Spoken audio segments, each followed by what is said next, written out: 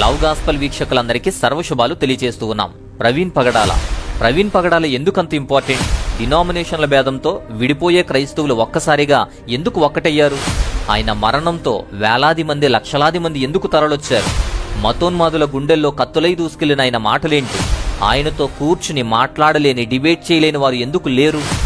మహాజ్ఞానిగా, గొప్ప వక్తగా, కులము లేని, మతము లేని సమాజాన్ని, దేవుని రాజ్యాన్ని ప్రకటించిన అంతర్జాతీయ సువార్థకుడు పాస్టర్ ప్రవీణ్ గారు. మనిషిని హిందువుగా చూడొద్దు, ముస్లింగా చూడొద్దు, క్రైస్తవుడిగా చూడొద్దు, బౌద్ధుడిగా చూడొద్దు.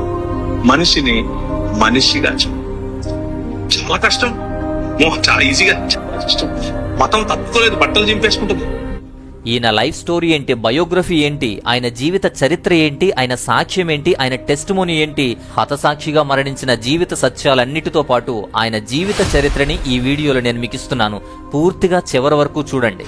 ఆయన అసలు పేరు పగడాల ప్రవీణ్ కుమార్. సొంతూరు కడప, ఉండేది హైదరాబాద్. భార్య జెసికా పగడాల, సొంత కూతుర్లు 2, అడాప్టెడ్ డాటర్స్ మొత్తం 14 మంది. సో ఇలా అనేక మంది కూతుర్లను ఆయన అడాప్ట్ చేసుకున్నాడు. ఇంకా అనేక మందికి ఆయన గార్డెన్ గా ఉన్నాడు. చదివింది ఇంటర్నేషనల్ MBA. ఆయన సర్వసాధారణమైన వ్యక్తి కాదు. సాధారణ జీవితాలతో పోల్చి లేరు. రిచ్ మ్యాన్ అంతకన్నా కాదు, వీటన్నిటికంటే ఎక్కువగానే ఉన్నారు. టెక్నాలజీ రంగంలో ఉన్నతమైన వ్యక్తి. ఫస్ట్ రేట్ ఇన్ఫోటెక్ అనేటువంటి సాఫ్ట్వేర్ వ్యాపారానికి యజమాని.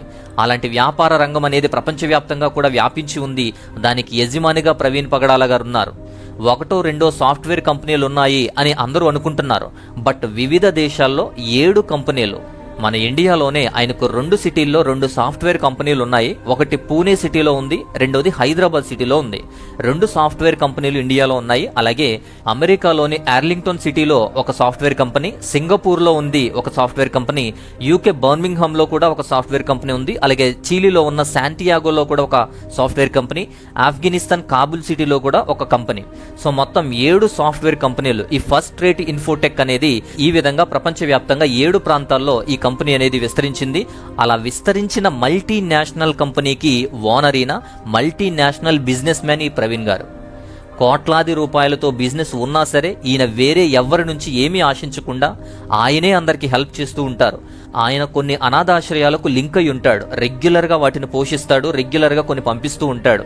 ఎవరన్నా రోడ్డు మీద కనిపించినా, ఆశ్రయం లేనివారు, అనాథులు అందరినీ కూడా చేరదీసి పోషిస్తాడు. ఆయనకు తెలిసినటువంటి సేవలో అవసరమైనప్పుడు గాని, లేదా సేవకులు ఇబ్బందులు ఉన్నప్పుడు గాని, లేదా సేవకులకు గాని చాలా సహాయం చేసేవాడు.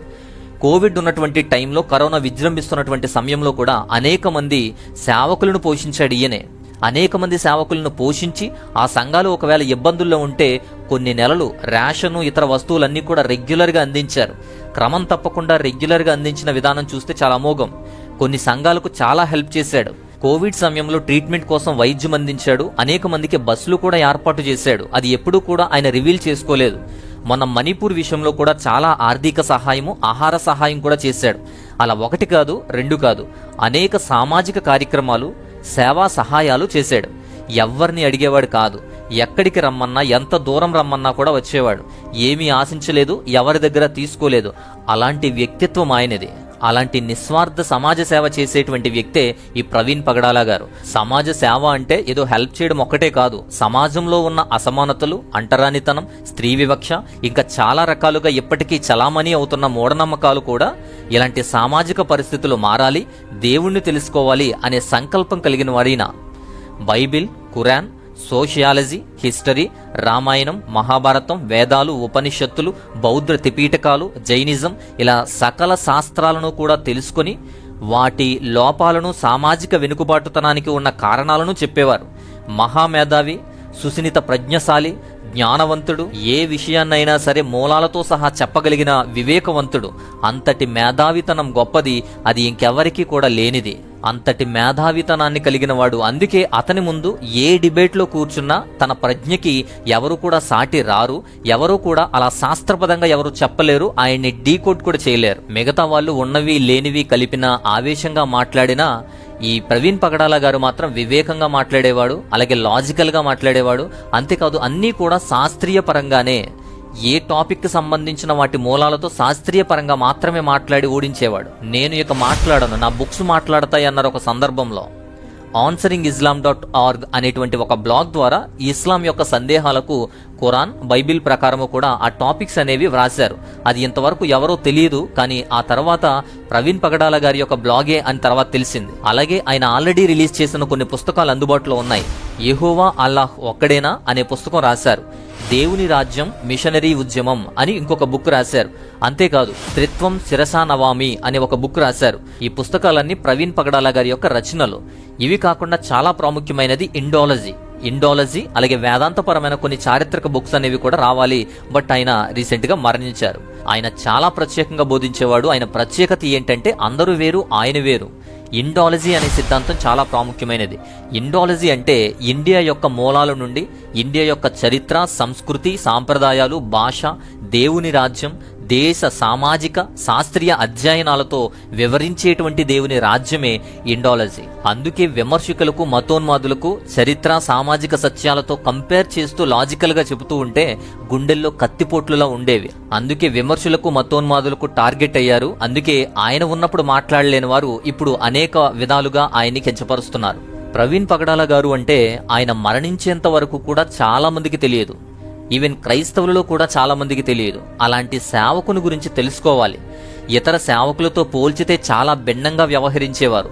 జీవనోపాధి కోసం సేవ చేసేటువంటి ఈ రోజుల్లో గొప్ప వ్యాపార సామ్రాజ్యం నిర్మించి కోట్లాది రూపాయలు సమాజ సేవ కోసం, దేవుని రాజ్యం కోసం ఉపయోగించేటువంటి వ్యక్తి ప్రవీణ్ పగడాల గారు కడపకు చెందిన నివాసి. అసలైన ఊరు కడప.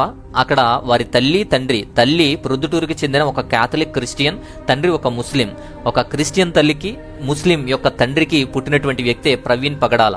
క్యాథలిక్ సంఘాల్లోనే మా పేరు పెట్టారు. క్యాథలిక్ సంఘాల్లోనే మేము ఎదిగాను. ఆ తర్వాత గుండ్లు కొట్టించుకుంటూ తిరిగే టైప్, అంటే వేలాంకడికి వెళ్ళటం, ఇలాంటి పరిస్థితి. చిన్నప్పటి నుంచే ప్రవీణ్ గారు ఎంతో బాగా చదువుకునేవారు. ఆయనకు ఒక అన్నయ్య కూడా ఉన్నారు. చదువుతో పాటు సామాజిక అంశాల మీద చిన్నప్పటి నుంచి ఆసక్తి అనేది ఉండేది. తల్లిదండ్రులు కూడా ఈ ప్రవీణ్ గారు చేసే విపరీతమైన అల్లరి గాని, కోపం గాని అవి ఎక్కువగా చూస్తూ ఉండడంతో వ్యసనాలకు లోనైపోతున్నాడేమో అనే భయంతో ఆయన్ని హాస్టల్లో చేర్పించారు. ప్రవీణ్ గారు 6వ తరగతిలో ఉండగానే హాస్టల్లో చేర్చారు.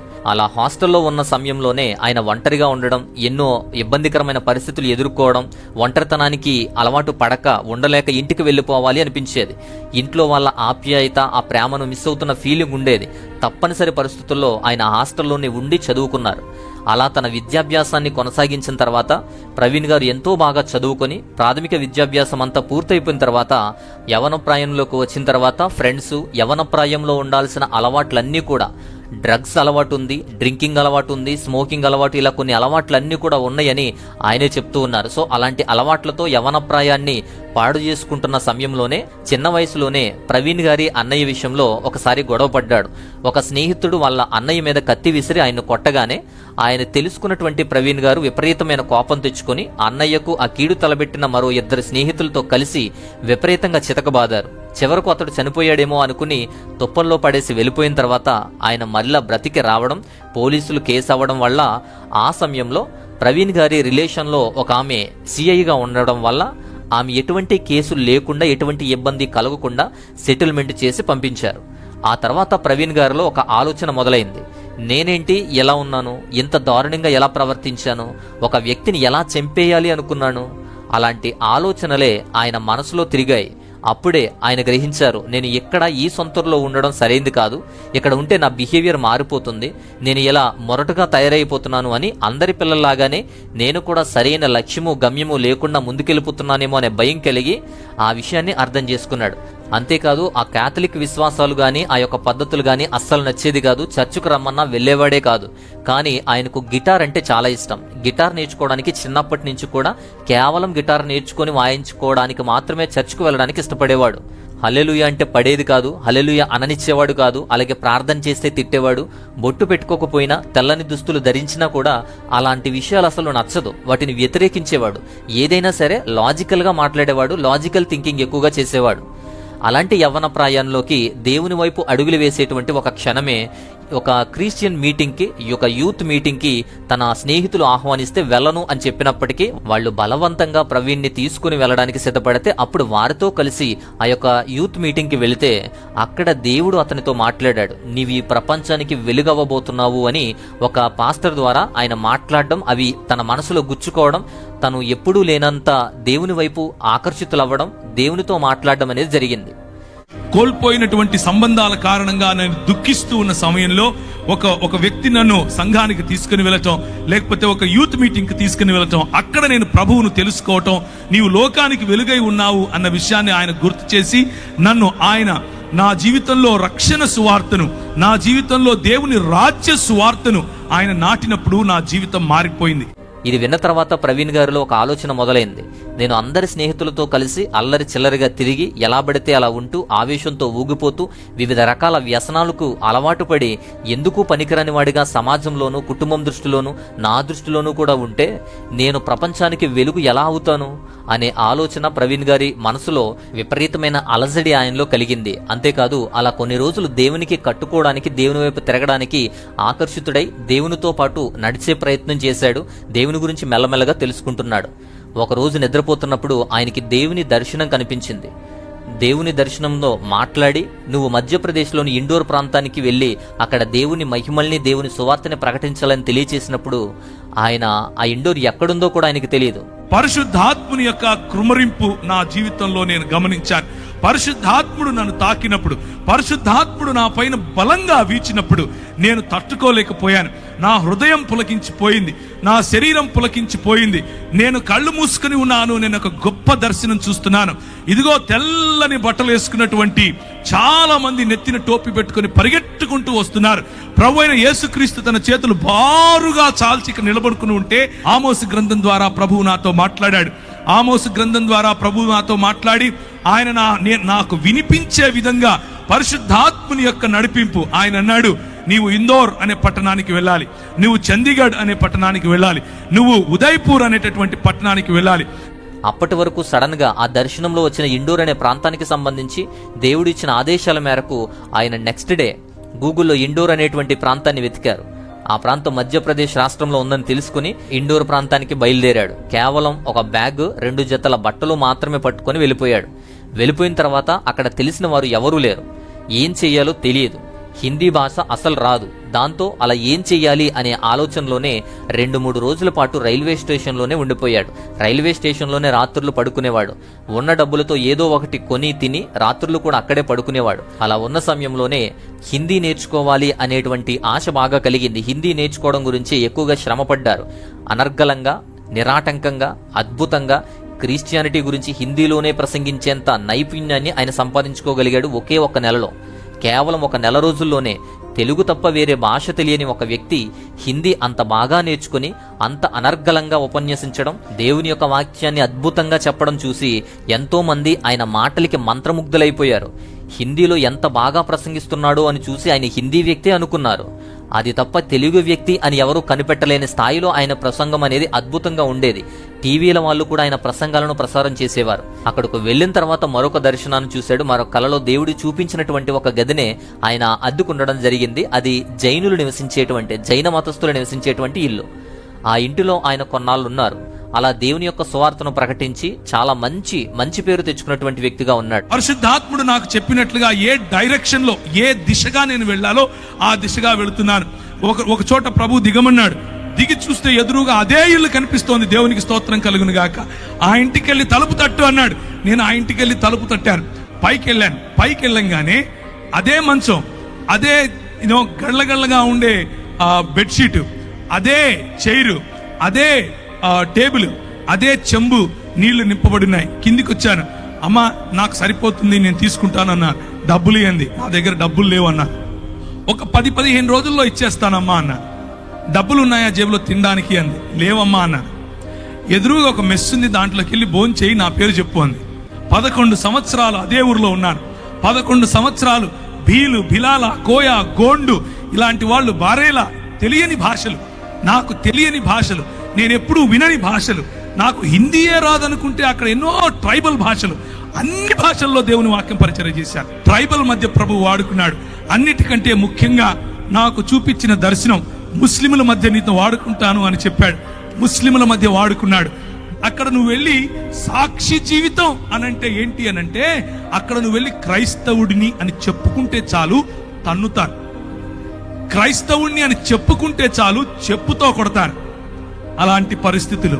నేను వెళుతూ ఉంటే నాకు అన్ని బెడ్స్ ఆఫ్ రోజెస్ అందరూ వచ్చి కాళ్ళ మీద పడిపోయి పైసలు ఇచ్చేసి ఏమో చేశారు అనుకున్నారా? కాదు. అడుగడుగు నా ఛాలెంజెస్, అడుగడుగు నా బలహీనతలు, అడుగడుగు నా తెలియనటువంటి నేను ఎలా చేయాలి ఇప్పుడు అన్నటువంటి పరిస్థితి.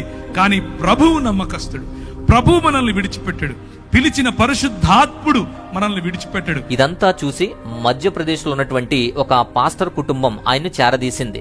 ఆ పాస్టర్ల జంట ఆ యువకుడిలో ఉన్న ప్రతిభను గమనించి, ఆయనలో ఉన్న అనర్గళమైనటువంటి వాగ్దాటిని గమనించి, ఈ యువకుడు ఎలాగైనా దేవుని గురించి, ఆయన గొప్పతనం గురించి ప్రపంచానికి చాటి చెప్పే అద్భుతమైన వక్త అవుతాడు అని చెప్పి గ్రహించారు. దేవుని సేవలోనే తన జీవితాన్ని గడుపుతున్న ఆ జంట ఈ ప్రవీణ్ గారినే తన అల్లుడిగా చేసుకోవాలని భావించారు. వారి కుమార్తెనే జెసికా. ఈ జెసికా ఇష్టపడింది. ప్రవీణ్ గారు ఈ సేవకులతో కలిసి మాట్లాడడం, వారి కుటుంబస్తులు మాట్లాడుకోవడం, 2 సంవత్సరాల సమయాన్ని ఉంచి వారి చదువు అయిపోయిన తర్వాత వారు వివాహం చేసుకోవడం జరిగింది. ఆయనతో కలిసి పనిచేస్తూ ఉంటే వాళ్ళ అమ్మాయి నన్ను పెళ్లి చేసుకోని నన్ను అడిగింది. నేను మా పాస్టర్ గారికి చెప్పాను. 2 రోజులు టైం తీసుకుని ప్రార్థన చేసి మా అమ్మతో మాట్లాడి, మా అమ్మ ఆయన ఒక మాట అనుకుని, సరే నో ప్రాబ్లం, ఆ అమ్మాయిది చదువు అయిపోయి ఆ తర్వాత చేసుకుందులే అన్నారు. చదువు అయిపోయిన తర్వాత చక్కగా అందరి ముందు మా పెళ్లిలో ఒక 6,000 మంది వస్తే ఆ 6,000 మంది ముందు పెళ్లి చేసుకుని ఆ తరువాత భార్యాభర్తలుగా చలామణి అయ్యాం. ముందు ప్రొక్లమేషన్, ఆ తర్వాత కాన్సమేషన్. 2006లో ఆయనకు వివాహం జరిగింది. దాదాపు 6,000 మంది సభ్యుల మధ్య ఆయన వివాహం ఘనంగా చేసుకున్నాడు. ఇద్దరు ఒకరికొకరు బాగా నచ్చడంతో వారి ఇష్టాన్ని గ్రహించి, గుర్తించి, గౌరవించి ఆ సేవకులు అలాగే తల్లిదండ్రులందరూ వారి వివాహాన్ని జరిపించారు. 2006వ సంవత్సరంలో ఆయనకు జెసికాతో వివాహమైంది. వివాహం తర్వాత ఆయనకు ఒక కుమార్తె జన్మించింది. ఆ కుమార్తెకి విపరీతమైన ఆరోగ్య సమస్యల కారణంగా ఆమె బ్రతుకుతుందా లేదా అనే పరిస్థితి కూడా వచ్చేసింది. దీంతో ప్రవీణ్ గారు విపరీతమైన వేదనకు గురైపోయాడు. దేవుని సేవలో ఎంతగా తలుస్తున్నా ఇన్ని కష్టాలేంటి, నా కుమార్తెకి ఈ ఆరోగ్య సమస్యలేంటి అని దేవునితో ప్రార్థనలో మాట్లాడుతూ గొడవపడిన సందర్భాలు కూడా ఉన్నాయి. అలాగే ఆయనకు ఉద్యోగం రావడానికి, సాఫ్ట్వేర్ రంగంలో స్థిరపడడానికి ముందు కూడా ఒక మ్యానుఫ్యాక్చరింగ్ యూనిట్లో కూడా ఆయన పనిచేసిన తర్వాత చదువుకొని ఇంటర్నేషనల్ MBA కంప్లీట్ చేసి ఆ తర్వాత సాఫ్ట్వేర్ మీద దృష్టి పెట్టి సాఫ్ట్వేర్ రంగానికి ఒక మంచి కంపెనీని స్టార్ట్ చేసి ఇప్పుడు 7 పట్టణాల్లో ఆ యొక్క వ్యాపార రంగం అనేది అభివృద్ధి చెందుతూ ఉంది. మార్కెటింగ్ జాబ్ కూడా చేసేవాడు అంతకు ముందు. తనకు వచ్చిన దానిలో కొంతమేరకు సమాజ సేవకు ఉపయోగించేవారు. ప్రవీణ్ గారి జీవితం వివాహానికి ముందు ఒకలాగా, వివాహానికి తర్వాత ఒకలాగా చూడొచ్చు. ఎందుకంటే ప్రవీణ్ గారు తన భార్యను విపరీతంగా ప్రేమిస్తాడు. తను చేసినటువంటి సేవా కార్యక్రమాల్లో గాని, తన వ్యాపార సామ్రాజ్య విస్తరణలో గాని, తన పరిచర్యలో గాని, దేవుని యొక్క సువార్తలోనూ దేవుని సేవలోనూ ఎన్నో ప్రాంతాలకు పర్యటించి ఎన్నో దేశాలు తిరిగి దేవుని యొక్క సేవను, దేవుని యొక్క క్రియలను ఆయన అనేక మందికి బోధించాడు. అన్నిటిలోనూ కూడా ఆ యొక్క భార్య జెసికా సహాయ సహకారాలు ఎంతో ఉంటాయని ఎప్పుడూ చెప్తారు. పైకి కనిపించేది ఆయనే అయినప్పటికీ బ్యాక్గ్రౌండ్లో చేయాల్సిన వర్క్ అంతా తన భార్య చేస్తుందని అనేక సందర్భాల్లో ఆయన చెప్పిన విషయాన్ని మనం గుర్తు చేసుకోవచ్చు. ప్రతి మగాడి విజయం వెనకాల ఒక స్త్రీ ఉంటుందన్న మాటను నిజం చేస్తూనే ప్రవీణ్ గారు తన విజయంలో కూడా తన భార్య భాగమై ఉండేదని, తనే బలమని అనేక సందర్భంలో తన భార్యే తన వెన్నుదన్నుగా నిలిచిందని చెప్పుకునేవారు గర్వంగా. అయితే ఈ ప్రవీణ్ గారి గురించి ఎందుకు అంతమంది ఎక్కువ మాట్లాడుతున్నారు అంటే ఆయన చేసినటువంటి సేవా విధానం, ఆయన చేసినటువంటి స్వార్థ పరిచర్య. అంతేకాదు ఆయన జ్ఞానాన్ని పంచిపెట్టాలనుకునేవాడు. ఆయనకున్న జ్ఞానాన్ని ఇతరులు కూడా పంచిపెట్టి నేర్పించాలనుకునేవాడు. వ్యాపార సామ్రాజ్య విస్తరణలో భాగంగా ఈ సాఫ్ట్వేర్ కంపెనీలతో కూడా ఎంతో మందికి ఉపాధి అవకాశాలు కల్పించాడు. ఉపాధి కల్పించడమే కాకుండా మరో 2-3 సాఫ్ట్వేర్ కంపెనీలు స్థాపించి 100 మందికి ఉపాధి కల్పించారు. అలా 7 సాఫ్ట్వేర్ కంపెనీలు అయ్యాయి. అంతేకాదు కంపెనీల ద్వారా వచ్చినటువంటి లాభాలు కేవలం తన స్వార్థానికి మాత్రమే వాడుకోకుండా దేవుని సేవకే కాకుండా అంతకన్నా ఎక్కువ సమాజ సేవ కోసం ఉపయోగించేవాడు. అందరినీ ఆదరించేవాడు, వారి గురించి ఖర్చు పెట్టేవాడు. అంతేకాదు తన కంపెనీల్లో ఉన్నటువంటి స్టాఫ్ విషయంలో కూడా వారు ముస్లింలైతే రంజాన్కి, బక్రీద్కి వారికి గిఫ్ట్లు ఇచ్చి బహుమతులు ఇచ్చేవాడు. వారు హిందువులైతే హిందూ పండగలకి వారికి స్వీట్లు పంచేవాడు, వారికి బహుమతులు ఇచ్చేవాడు, గిఫ్ట్లు ఇచ్చేవాడు. అలా మత సామరస్యంతో మందరినీ చేర్చుకుని అందరికీ సహాయం చేసేటువంటి వ్యక్తిత్వం అయింది. పేదల కోసం, బడుగు బలహీన వర్గాల కోసం, వితంతువుల కోసం, అనాథుల కోసం, ఆర్థికంగా వెనకబడిన వారి కోసం, రోగగ్రస్తుల కోసం ఇలా ఎన్నో సేవా కార్యక్రమాలు చేశారు. మారుమూల ప్రాంతాలకు కూడా వెళ్లి అక్కడ వైద్య సదుపాయాలు, విద్యా సదుపాయాలు అందించేందుకు చాలా కృషి చేశారు. అనాథుల కోసం అనాథాశ్రమాలు, వృద్ధుల కోసం వృద్ధాశ్రమాలు కట్టించి వారి సేవలో కూడా ఎక్కువగా గడిపేవాడు. అంతేకాదు ఆయన FBలో ఒక పోస్ట్ చూడండి, మత సామ్రాజ్యానికి నిజమైనటువంటి భావ వ్యక్తీకరణ కనబడుతుంది. డినామినేషన్ల రూపంలో మనుషులను విడగొట్టేది క్రైస్తవ మతం, ఫిర్కాల రూపంలో మనుషులను విడగొట్టేది ఇస్లాం మతం, శాఖల్లో అంటే వివిధ దేవుళ్ళు, వివిధ రూపాలు, వివిధ కులాలు, వివిధ శాఖలతో మనుషులను విడగొట్టేది సనాతన మతం, మనుషులను మనుషులుగా ఒకే మానవ సమాజంగా ఏక శరీరంగాను విశ్వైసిక కుటుంబంగాను చూసేదే క్రీస్తు మార్గం అని, నిజమైన మానవత్వం అదే అని తెలిపారు. ఇలాంటి వ్యక్తులు భూమి మీద ఎక్కువ కాలం బ్రతుకుతారా అనే సామెత మనం వింటాం కదా, అలానే ఈయన 45వ సంవత్సరంలోనే మరణించడం జరిగింది. ప్రవీణ్ కుమార్ పగడాల వయసు 45 సంవత్సరాల టైంలో ఒకరోజు 2025 మార్చి 25న రాజమండ్రి ప్రాంతంలో సడన్ గా సస్పీషియస్ గా అనుమానాస్పదంగా మృతి చెందారు. మార్చి 24 రాత్రి ఆయన మరణం ఎలా సంభవించిందో, ఎలా జరిగిందో అనే అనేక అనుమానాల మధ్య ఇంకా చిక్కు ప్రశ్నలాగానే ఉంది. అది ఎప్పటికీ బయటకు రాదు, రానివ్వరు. సో మిస్టీరియస్ డెత్ గానే ఉంటుంది. ఆయన అకాల మరణం క్రైస్తవానికి, క్రైస్తవ సమాజానికి తీరని లోటు. మహాజ్ఞానిని కోల్పోయారు, వీరుణ్ణి కోల్పోయినట్టయింది. ఎప్పుడూ కలవని క్రైస్తవులు, పాస్టర్లు అంతా కలిసి వేలాదిగా, లక్షలాదిగా తరలొచ్చారు. రాజమండ్రి హాస్పిటల్ వద్ద గాని, సికింద్రాబాద్ వద్ద గాని అనేకులు తరలొచ్చారు. సేవకులంతా కూడా స్పందించారు. ప్రతి ప్రాంతంలోనూ ఆయన కోసం ర్యాలీలు చేస్తున్నారు. ప్రతి ప్రాంతంలోనూ ఆయన గురించి మాట్లాడుతున్నారు. ర్యాలీలు చేసి ఆయన గురించి నిరసన వ్యక్తం చేశారు. పోలీసుల బందోబస్తుల మధ్య, ఎవరికీ లేని సెక్యూరిటీతో వేలాది మంది విశ్వాసుల మధ్య ఆయన్ను తరలించడం, భూస్థాపన కార్యక్రమం చేయడం నిజంగా ఎవరు ఊహించని దేవుని ప్రణాళిక. ఆయన కొరకు ఆదరణ సభలు నిర్వహించడం, ఆయన కొరకు పోరాటాలు చేయడం, అనేక మంది చర్చల్లో ఆయన గురించి జ్ఞాపకం తెచ్చుకోవడం, ఆయన గురించి ప్రార్థనలు చేయడం తెలుగు రాష్ట్రాల్లో కని విని ఎరుగని సందర్భాలవి. తన సేవా ప్రయాణం ముగించుకుని ఆయన గమ్యం చేరుకున్నాడు, దేవుని చెంతకు చేరుకున్నాడు. ఆయన ప్రయాణం చక్కగానే దేవునితోనే వివేకంగానే జరిగింది. అలాంటి గొప్ప వ్యక్తిత్వము, అలాంటి సామాజిక పరమైన మార్పు తీసుకురావాలి అనేటువంటి ఒక పట్టుదల, మంచి విజ్ఞానము, మంచి శాస్త్ర విజ్ఞానపరమైన జ్ఞానము, వివేకము అన్నీ కూడా ఉన్నటువంటి మంచి వ్యక్తి ప్రవీణ్ కుమార్ పగడాల. ఆయన గురించి క్రైస్తవ ప్రపంచానికే సరిగా తెలియదు, ఇక అన్యులకు, మతోన్మాదులకు తెలియదు. ఆయన ఉన్నప్పుడు కనీసం ఆ జ్ఞానానికి ఎదురు నిలబడలేక, మాట్లాడలేక, మరణించిన తర్వాత సంతోషించి అవహేళన చేస్తున్నారు. ఫేక్ వీడియోలతో వ్యక్తిని మార్చలేక వ్యక్తిత్వాన్ని మార్చే ప్రయత్నాలు చేస్తున్నారు. ఆయన ద్వారా వచ్చిన విప్లవాత్మక మార్పు క్రైస్తవుల్లో మాత్రం రగులుతూనే ఉంది. ఇంతవరకు కూడా కేవలం చర్చిల విషయాలు మాత్రమే తెలుసుకునే అందరికీ కూడా ఈ లోకమేంటో, మతోన్మాదమేంటో, దేశ రాజకీయాలేంటో, మత రాజకీయాలేంటో మెల్లగా అర్థమవుతున్నాయి. వీటి ద్వారా బయట ప్రపంచాన్ని, ఈ యొక్క రాజకీయ ప్రపంచాన్ని పట్టించుకునే వాళ్ళకు కూడా ఇప్పుడు చక్కగా అర్థమవుతుంది. ఆ విషయాలన్నీ తెలుస్తూ ఉన్నాయి. అందుకే ఆయన మిగతా అందరి పాస్టర్ల కన్నా, అందరి సేవకుల కన్నా విభిన్నంగా ఇన్ని వేల మందిని, లక్షల మందిని ప్రభావితం చేయగలిగారని మనం గమనించవచ్చు. అలాగే ఆయన బోధనలు, ఆయన మెసేజ్లు విన్న ఏ ఒక్కరైనా కూడా ఆయనతో మాట్లాడే దానిలో ఒక మంచి లాజిక్ని గ్రహించగలుగుతారు. ఎందుకంటే లాజిక్తోనే ఆయన ఎక్కువగా మాట్లాడతాడు. మూఢత్వంతో, మూర్ఖత్వంతో, వితండవాదంతో ఆయన చేసేటువంటి సంభాషణలు ఏవి కూడా ఉండవు. ఆయన ఎంతటి విరోధైనా, ఎంతటి మూర్ఖుడైనా, ఎంతటి తెలివి తక్కువ వాడైనా సారనో లేదా గౌరవంగానో మాట్లాడతాడు. ఆయన చేసే సంభాషణ ఏదైనా సరే జ్ఞానాన్ని పెంపొందించేదిగా, ఒక సబ్జెక్ట్ వైజ్ మాత్రమే ఉంటుంది, లాజికల్గా మాత్రమే ఉంటుంది. అది ఆ శాస్త్రానికి పరిమితం అయిపోయి ఉంటుంది. ఆయన మాట్లాడే విధానం కూడా ఆయనకు విపరీతమైన ఫాలోయింగ్ను తెచ్చిపెట్టింది అని చెప్పొచ్చు.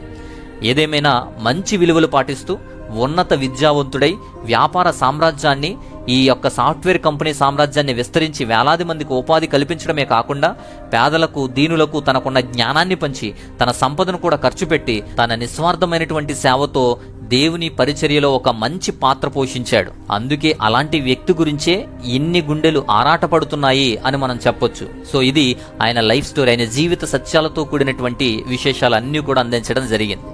ఇది ఖచ్చితంగా మీరు అందరికీ షేర్ చేయండి. ఆయన లైఫ్ని అందరూ తెలుసుకునే ప్రయత్నం చేస్తారు. ఆయన గురించి అందరూ తెలుసుకోవాలి. నేటి సమాజంలో, ఇప్పుడున్న తెలుగు రాష్ట్రాలలో ఉన్నటువంటి సేవలో క్రైస్తవుల మధ్య మంచి పాత్ర, దేవుని యొక్క రాజ్యం స్థాపించుకునేందుకు మంచి పాత్ర పోషించిన వ్యక్తి ప్రవీణ్ పగడాల గారు. కాబట్టే ఈయన మరణించిన విధానం కూడా హతసాక్షికి సంబంధించినదిగా చాలా మంది చెబుతూ ఉంటారు. అంటే వారితో పాటు దేవుని సువార్తలో మరణించిన వ్యక్తిగా కూడా ఈయన ఉన్నారు. అలాంటి వ్యక్తిని కోల్పోవడం, అలాంటి వ్యక్తి మరణించడం అనేది అందరికీ చాలా బాధాకరం. అది ప్రవీణ్ కుమార్ పగడాల అనేటువంటి వ్యక్తి యొక్క, దేవుని కుమారుని యొక్క జీవిత సాక్ష్యం ఇది. ఈ విషయాన్ని అందరికీ షేర్ చేయండి. ఖచ్చితంగా ముందు ఎక్కువ మంది చూడడానికి లైక్ చేయండి. మీరు లైక్ చేస్తే ఎక్కువ మందికి చూసే అవకాశం వస్తుంది. సో ఈ విషయం కనుక మీకు నచ్చితే ఖచ్చితంగా లైక్ చేయండి, ఇతరులకు కూడా షేర్ చేయండి.